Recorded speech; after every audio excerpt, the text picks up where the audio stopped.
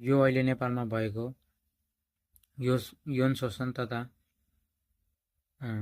बलात्कार घटना हुनुको मुख्य कारण के हो जस्तो लाग्छ तपाईँलाई? मेरो बुझाइ अनुसार मलाई के लाग्छ भने जस्तो कि यसमा इन्डाइरेक्ट रूपमा सरकार पनि जिम्मेवार छ।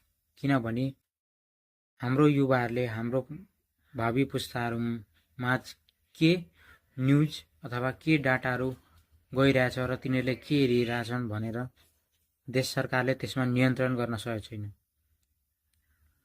अर्थात् यसरी बुझ्न सक्नुहुन्छ कि एउटा सानो बच्चालाई जे सिकायो अर्थात् जे संस्कार पर्यो त्यही पछि गएर त्यो उसको स्वभावमा हिस्सा हुन्छ। त्यस्तै के भन्न चाहन्छु भने यदि हेर्ने चिजहरू र इन्फर्मेसनहरू नै त्यस्तै गयो भने मानसिकता पनि त्यस्तै किसिमको हुन्छ र एक दिन गएर त्यसको परिणाम पनि त्यस्तै आउँछ। त्यसकारणले जबसम्म सरकारले हाम्रो युवामाझ कस्तो न्युज र कस्तो डाटा पुर्याउनु पर्छ भन्ने सम्बन्धमा विशेष ध्यान पुर्याउँदैन तबसम्म यस्तो घटनाहरू निर्मूल हुँदैन अर्थात् यसको घटनाको अन्त्य हुँदैन।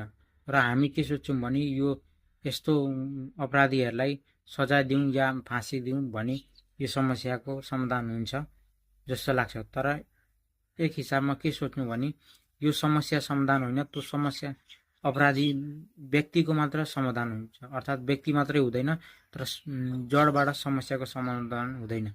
किनभने जबसम्म तपाईँले मानसिक स्थितिमा अर्थात् मानसिक चेतनाको परिवर्तन गर्नु हुँदैन तबसम्म समस्या समाधान हुँदैन। आज यो व्यक्तिले गर्यो भोलि अर्को व्यक्तिमा हुन्छ, तर त्यस्तै हो।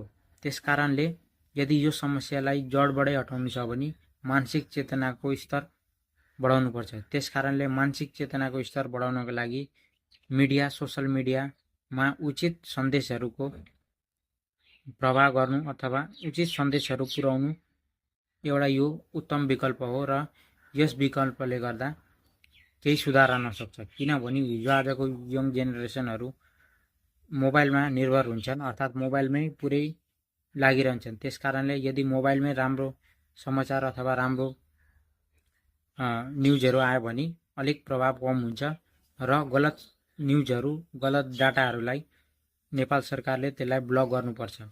र यदि त्यस्तो गरियो भने यस्तो समस्याहरूमा यस्तो अपराधिक घटनाहरू